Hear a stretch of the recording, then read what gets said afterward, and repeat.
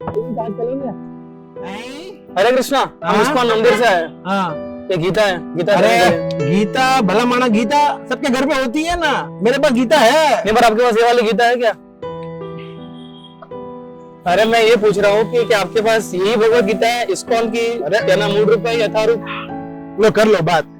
गीता तो गीता होती है ना, उसमें ये है ना वो ना, ये क्या है? देखिए हमारे गुजराती में कहावत है, तुम तुम्हारे आम खाओ ना भाई साहब, गुटलियों में क्या रखा है, गुटलियां क्यों गिननी है?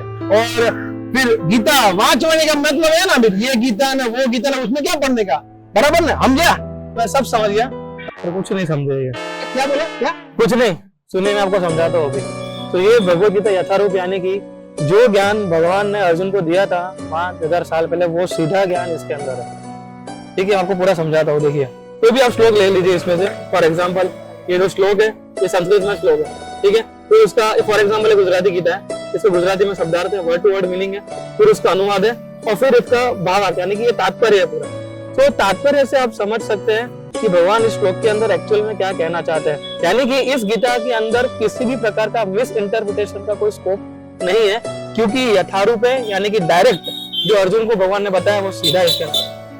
और दूसरा, ये गीता संपूर्ण गीता है, यानी इसके अंदर 18 अध्याय है और 700 श्लोक है और हर एक श्लोक को तात्पर्य के साथ जो है समझाया गया है। ठीक है, दूसरा आपको बताता हूँ कि मार्केट में अभी आप समझोगे कि 1000 से भी ज्यादा भगवत गीता जो उपलब्ध है। तो लेखक क्या करते हैं कि वो अपने अपने तरीके से उसका अर्थघटन करते हैं, यानी जो रियल मीनिंग है वो चला जाता है। यानी कि आप समझे ना, कुछ लेखक लिखते हैं कि भगवान निराकार है, ठीक है, कुछ बोलते हैं कि भगवान जो हमारे अंदर है, कुछ तो वहां तक बोल देते हैं कि मैं ही भगवान बन गया हूँ गीता पढ़ने के बाद, और कुछ ये समझते हैं कि गीता के अंदर बस इतना ही है कि कर्म करे जाओ और बस यही गीता है ना। तो क्या आपको ऐसा नहीं लग रहा है कि हमें समझना चाहिए कि भगवान एक्चुअली कृष्ण जो है वो क्या समझाना चाहते हैं?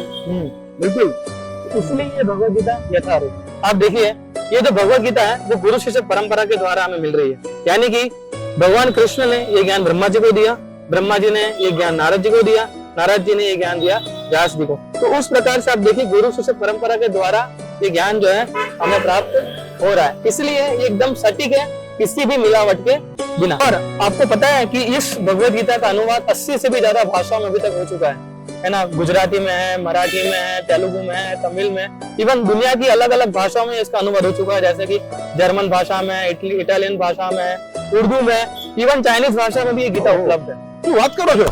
हाँ, आपने मुझे गुजराती मुहावरा सुनाया था, अभी मैं आपको संस्कृत में सुनाता हूँ।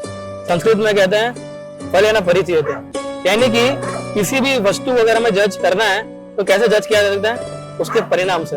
फॉर एग्जाम्पल आप देखिए, अगर किसी विद्यार्थी ने एक कमरे में बंद करके वो पढ़ाई कर रहा है लेकिन वो एग्जाम में फेल हो जाता है, तो उसका मतलब क्या हुआ? इसका मतलब वो ढोंगी है, उसने पूरा यही किया होगा उसने। हाँ, तो उसी तरह अमेरिका, यूरोप, रशिया, चाइना के जो लोग जो गाय का मांस खाते थे, पाप कार्य करते थे, व्यभिचार करते थे और जो नशा करते थे, वो लोग ये गीता पढ़ने के बाद आज भगवान जगन्नाथ जी के सामने आज वो नृत्य कर रहे हैं।